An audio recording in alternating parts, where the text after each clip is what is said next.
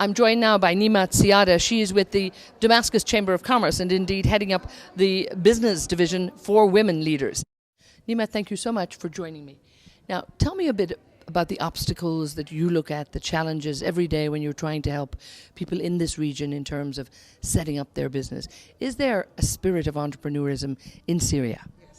And in fact, there is no frustrations at all. What is in our country, we have all opportunities for women and men to work. So there is no special obstacles for women, you see. So that's why everything is equal, but it depends on the person how he manage to work and to establish his own business. So that's the obstacle here, is that how can he first of all he has to be educated, to be trained, and then to have enough funds for his own business. Now, of course, you talk about education, and this is really, it's the core of any society. It's really where the strength is built. Tell me a little bit about the educational system, and particularly higher education here. Are they training people with the skills that are really required for the work that's out there now? Yes, our First Lady, she has started already special training for young people, for young students to become entrepreneurs. So that's really very good.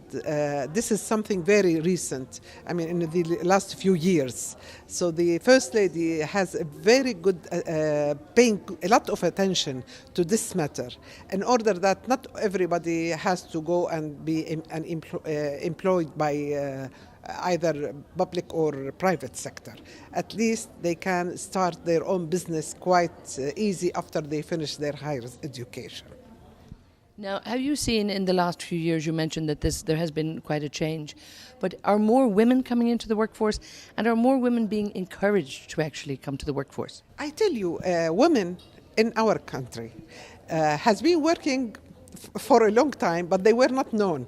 I mean, like farmers, the woman works in the farm. She has big responsibility, even more than the man in the farms. Also, women used to work at home by being a tailor, being a hairdresser, I mean, a lot of other handicrafts. So the women in the past, they were businesswomen, but on a very small scale. They make a lot of, let us say, jam and sell it. They do a lot of cheese and they sell it. So you can see that Syrian women, from a long time ago, they are working, but they were not known as entrepreneurs or businesswomen. But recently, I mean, I am one of the three who started registration in the Chamber of Commerce. We started really quite a long time, in order because this before it wasn't easy for women to think that they have to register in the Chamber of Commerce. But now you can find a lot of women working, having a lot of their own business. They are very successful even. And you can find ladies having a lot of factories, a lot of agencies to sell. They export, import. So I think women in our country now has a very major role along with the men. There is no differentiation between men and men. They are all working. They have the same regulations, and I mean, the government has given us all opportunities to work. It depends then on the person. I mean, there are ladies who do not, they don't have the feeling of adventure, so they prefer to work, let us say, as employee by public sector or private sector. But there are others who are very clever and they start their own business on a very small scale, and they are now having very good business in the country. Now, tell me what you perceive by when you think about a leader in this country, and a leader of business, and a leader even in a small business. What do you think are the skills really needed for leadership? First of all, I believe that before being leader, First of all, education is very important. And then training, because if I want to do my own business, I have to know what I'm going to do.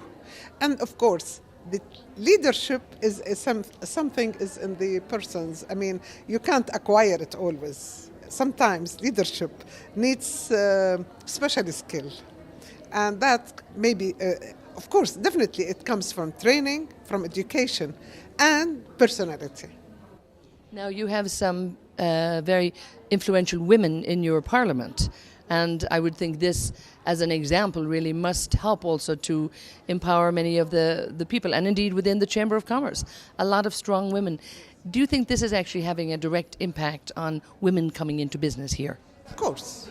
I mean, when you see that the president has selected his vice president to be a woman, and we have three ladies now ministers, Minister of Economy, Minister of Social Affairs and Labor, Minister and not minister. She is working with the Miss Dr. Busaina Shaban. She is the I don't know her title very well, but she is always with the president. So that gives a lot of encouragement to women that one day I have to be like them. So it's very important. And do you think perhaps the other countries around the Gulf, when they look maybe at what's going on in Syria, they can also maybe learn from this? I think all Arab countries are advancing. So we can't only say Syria. I'm talking about my country. But I believe that in other countries they have the same.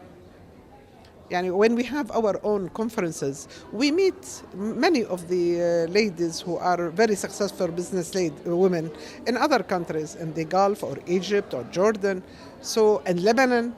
So in all these countries, I think that women are advancing. Super. Thank you so much for your time. We appreciate it. Thank you.